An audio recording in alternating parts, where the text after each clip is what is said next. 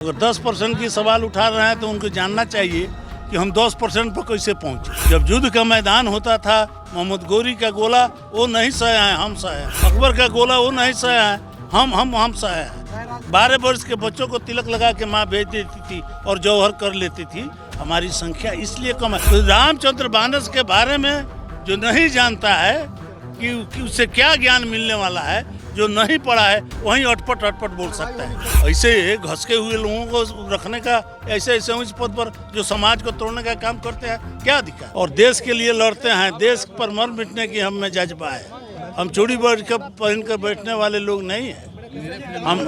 हमारे पूर्वजों ने और हम भी आज भी समाज सेवा की भावना है।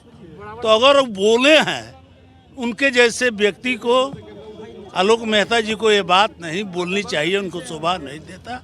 और नहीं बोले हैं, वो तो सफाई दे रहे हैं कि हम नहीं बोले हैं। तो इसलिए मैं ज़्यादा कुछ नहीं कह सकता हूं, लेकिन इतना कहता हूं कि इस बयान से आपने जो चलाया है, समाज आहत है, सभी लोग दुखी हैं कि बिहार मंत्रिमंडल में ऐसे उच्च पद पर बैठे हुए व्यक्ति को किसी भी समाज पर गंदी बात करने का, कमेंट करने का कोई अधिकार नहीं है। लोग लगातार कभी रामचरितमानस पे सवाल उठा रहे हैं, कभी जो है 10% वाले पे सवाल उठा, लगता नहीं है कि गठबंधन में रहकर इस तरह की बातें हो रही है। अगर 10% की सवाल उठा रहे हैं तो उनको जानना चाहिए कि हम 10% पर कैसे पहुंचे।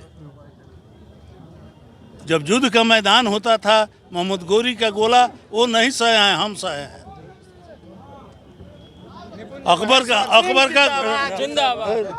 अकबर का गोला वो नहीं सहे हैं, हम सहे हैं। 12 वर्ष के बच्चों को तिलक लगा के माँ भेज देती थी और जौहर कर लेती थी। हमारी संख्या इसलिए कम है। संख्या के बल पर हमको मौता किए।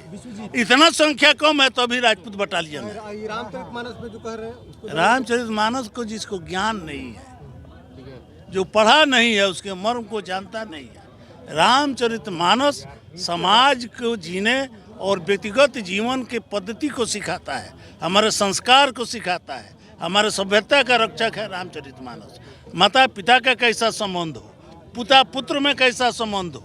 एक धोबी के कहने से अपने पति को वनवास किए। राम ने पिछड़े वर्ग से आने वाली सबरी का जूठा बैर खा के उदाहरण पेश किए। तो रामचंद्र मानस के बारे में जो नहीं जानता है कि उससे क्या ज्ञान मिलने वाला है, जो नहीं पढ़ा है वहीं अटपट बोल सकता है। होनी चाहिए।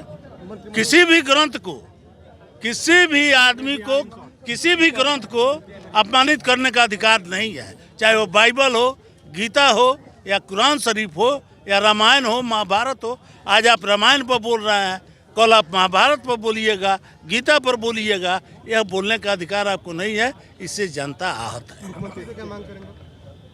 मुख्यमंत्री को तो देखना चाहिए, कार्रवाई करनी चाहिए। ऐसे घसके हुए लोगों को रखने का ऐसे उच्च पद पर जो समाज को तोड़ने का काम करते हैं, क्या अधिकार है।